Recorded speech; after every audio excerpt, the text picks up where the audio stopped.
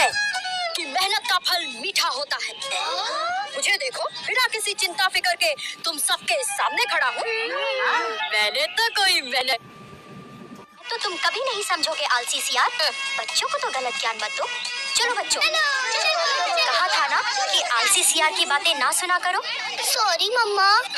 जाओ जाओ, मैं चला भोजन करने। हे हिरन, मुझे तुम्हें मारना पड़ा, इसके लिए मुझे माफ कर। तू मेरी भूख मिटाने के काम आई।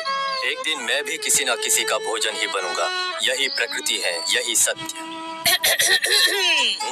चीता रफ्तारी, आज तो कमाल का शिकार पकड़ लाए हो। चापलूसी करना बंद कर और मेहनत करना शुरू कर। ये नहीं सुधरेगा। जा उधर से खा ले। हाँ पर बिना किसी शिकायत, समझे? ओके।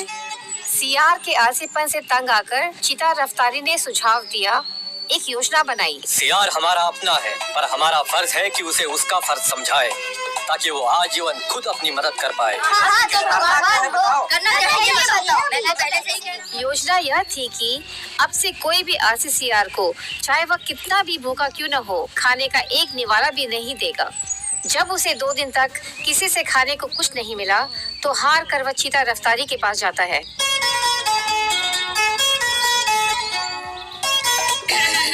शिकार पे जा रहे हो दोस्त? शिकार करना सिखाओगे मुझे? जरूर, चलो। आलसी सियार ये बनना था बेकार, ये आलसी सियार था ये। आलसी सियार बनना था बेकार, दिला जो सबक करने चला शिकार। काम कर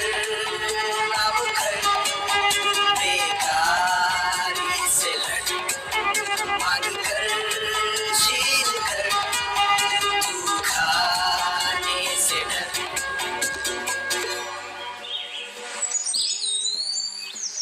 वो खरगोश देख रहे हो? हाँ। तुम्हारा भोजन। याद रहे, तुम उस खरगोश का शिकार अपने शौक के लिए नहीं, अपने पेट के लिए कर रहे हो। ये सोच रहेगी तो प्रकृति का कभी दुरुपयोग नहीं करोगे। चीता रफ्तारी सियार को उसकी मेहनत के फल का आनंद उठाने के लिए अकेला छोड़ देता है। काफी देर तक कोशिश करने के बाद वह खरगोश सियार के हाथ आता है। ये तो इतना कमजोर खरगोश है, इसे खा के क्या आनंद।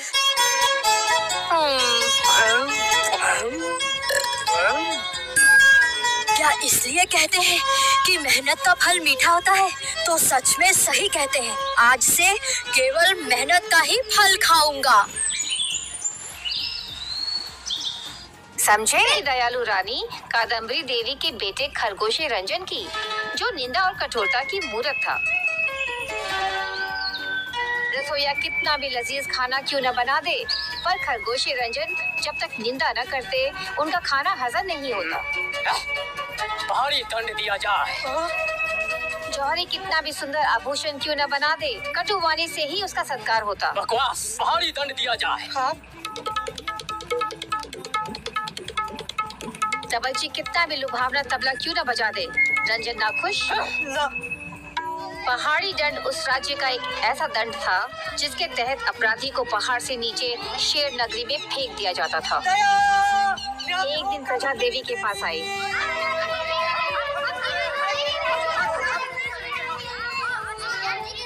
देवी, दया दया, महाराज रंजन के डर से हमसे कोई काम सही नहीं होता।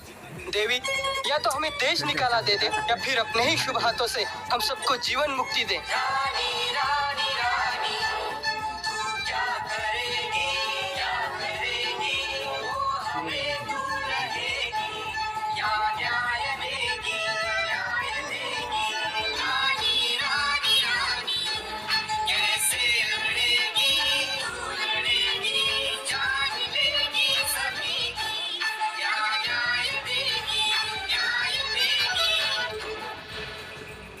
रानी रात भर इस दुविधा का हल सोचती रही। फिर अपने बेटे और राज्य के भावी राजा को सबक सिखाने के लिए देवी ने एक चाल चली।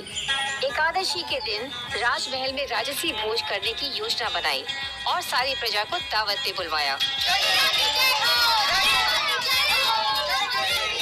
इस दावत में शाही गाजर का पकवान बनेगा। पकवान के लिए उपयोग होने वाले गाजर के बीज की बुआई राजा खरगोशी रंजन अपने हाथों से महल के शाही खेत में स्वयं करेंगे।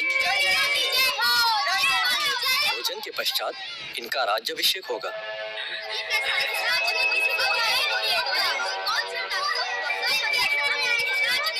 शाही दावत का दिन आ गया। सभी खरगोश उस दावत में मौजूद थे।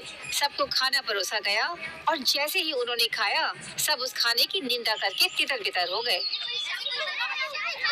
हुआ यह था कि बीज बोने से पहले रानी ने गाजर के बीज को लाल करेले के बीज से बदलवा दिया था। यह करेले की कड़वाहट का ही नतीजा था। महामंत्री, आज शाम सभी को पहाड़ी दंड दिया जाए।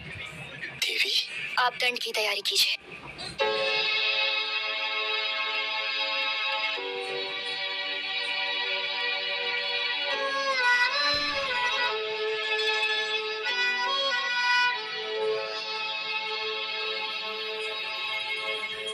दुख हो रहा है ना? तुम्हारी प्रेम और सच्ची भावना से की गई मेहनत की निंदा हुई, कठोर शब्द कहे गए। जिसे हमारी मेहनत की, प्रेम की कदर नहीं, वो जीने के काबिल नहीं। बेटे, तुम आज तक सभी से कठोरता से पेश आए हो, उनकी मेहनत की निंदा करते आए हो, बेकसूरों को पहाड़ी दंड दिए हो। उन सभी के परिवार को कितना ठेस पहुंचा होगा, सोचा कभी? दया, न्याय हो कादम्बरी देवी। तुम्हारी मेहनत, तुम्हारी भावना और प्रजा की भावना कुछ नहीं।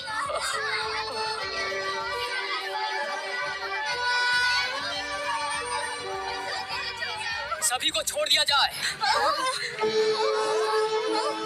मेरी प्यारी प्रजा, मैं खरगोश रंजन आप सभी से की गई अपनी कठोरता और क्रूरता के लिए माफी मांगता हूँ और शपथ लेता हूँ कि आज के बाद हर नागरिक की भावनाओं का सम्मान करूंगा।